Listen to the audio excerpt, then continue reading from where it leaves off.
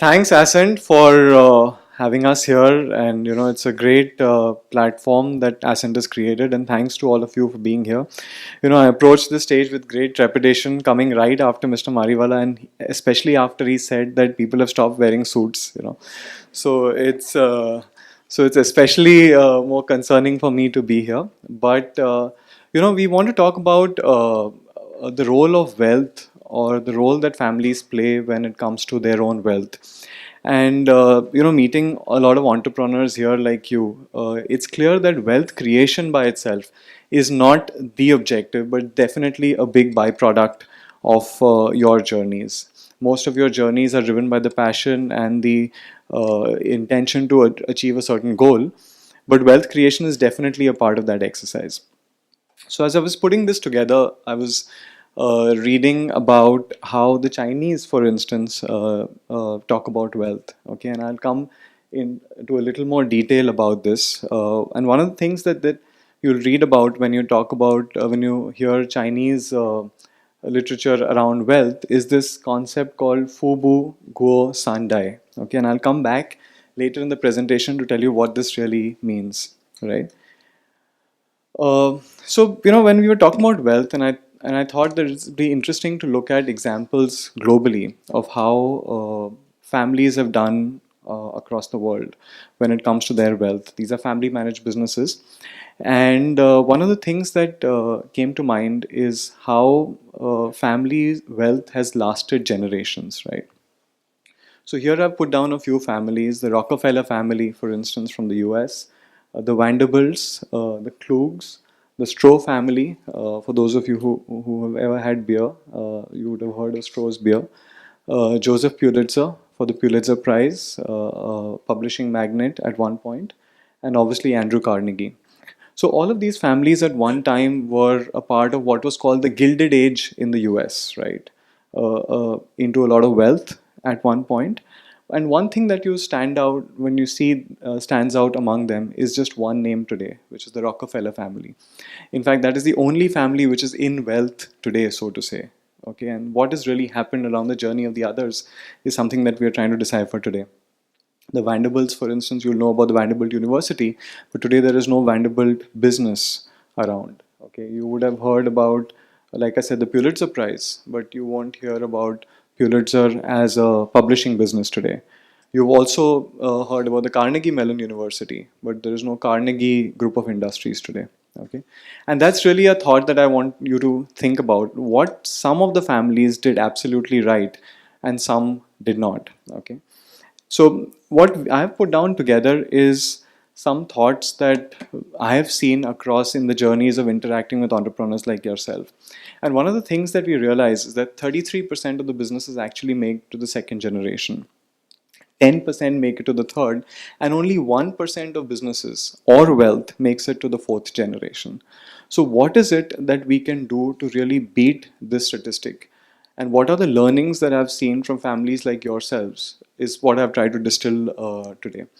And this is something that every time I put the slide up, it gets a lot of families concerned about what they need to do to ensure that wealth stays in the family over a few generations. So I put down what I believe are 7 hacks. Okay, these are not complete. They are not substantial. They may be more of these that you may see across your own experiences. But these are a few things that I've learned from my clients as we've dealt with them. And there are 7 of these, right? So the first is the fact that we should talk about it, prepare for the wealth, split it up, keep it together. Some of them sound fairly contrary. So I'll go into a little more detail with each one of these. And this is an interesting statistic. This was a survey conducted in the US by one of the leading wealth managers and talking to their clients about what they feel is their family's position with respect to their wealth. And 78% of them believe that their next generation is not ready to handle wealth, right? And it's a very stark statistic. If you believe that 4 out of 5 families do not believe that the next generation is ready to take on the wealth that they will inherit. And yet, 2/3 of them actually don't even talk to their families about wealth. So this is some sense of a contrary thing that we see, and therefore one of the things that we encourage families to do within themselves is actually to talk about the wealth and how to manage it, right? So I'll come back to this in a little more detail, which is basically about getting a conversation started. The second sort of thing that we suggest to clients is that, and we've seen across clients, is that start small when you accumulate your wealth. Okay, start small, build a process around managing money. Think about this is all the money that you have, right? So even if it's a small amount of money, 10 lakhs, 20 lakhs, 1 crore, whatever is relatively small, and something that you believe you can actually set aside and let it be managed independently, right? So that is something that we actively recommend families to do. And also the second most important thing is being able to talk about it at family discussions. This ensures that the family acclimatizes themselves with the concept of managing money. Okay, and more importantly, and more often than not, it's about the concept and the familiarity that's more important than the actual skill set itself. The third point, and this is something that we've seen across families, is the wealth, the financial wealth, and the business wealth sort of converge and overlap in many families, right? What this means is that it actually brings the risks of the business wealth onto the financial wealth, okay? Where you see that if businesses go through cycles, ups and downs, and sometimes if you go through a very large trough, the financial wealth which has been created for the family's well-being is also at risk at many times. So one of the strongest recommendations that we would make as professionals dealing with money is to ensure that there is some degree of separation between the financial money that we have and the business assets that we have. Okay, we've seen many examples, especially with the recent IBC, etc. This is a very, very critical activity that families should consider. This is especially for Indian families something very interesting, and this is again something that the Rockefellers did extremely well. You know, as families grow and multiply, assuming each generation has two kids, this is what happens to the family's wealth. You start off with 100 rupees in the second generation, each person has 50, in the third each person has 25, in the fourth each one has 12 rupees. Okay, and when that happens, that 12 rupees sometimes is not substantial for that family member to be taken care of, or sometimes it is not substantial for you to get access to professional advice.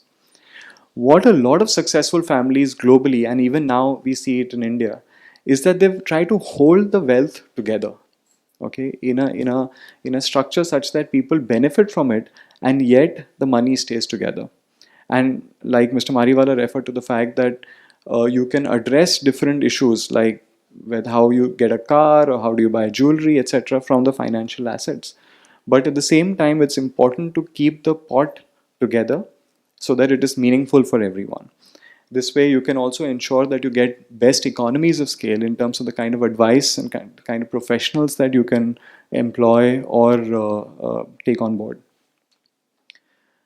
Now this is, I'll take you to a video in a bit, Jivita, but this is where this gentleman at the bottom of the table, David J. Rockefeller sits, right? He is the fifth generation of the Rockefeller family. And one of the things that you'll take away is how his family treats or wears their wealth. If I can have the video on, please.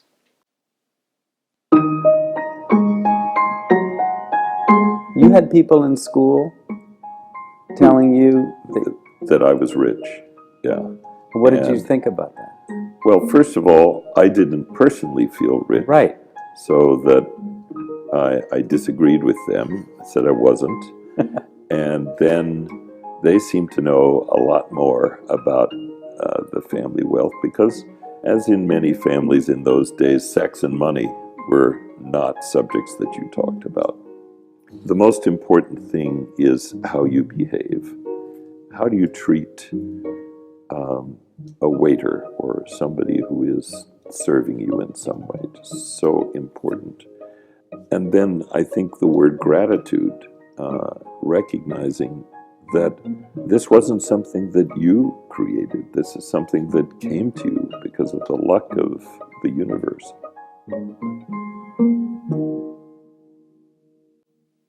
You know, and one of the things that I took away from that video was how this family was wearing its wealth, so to say.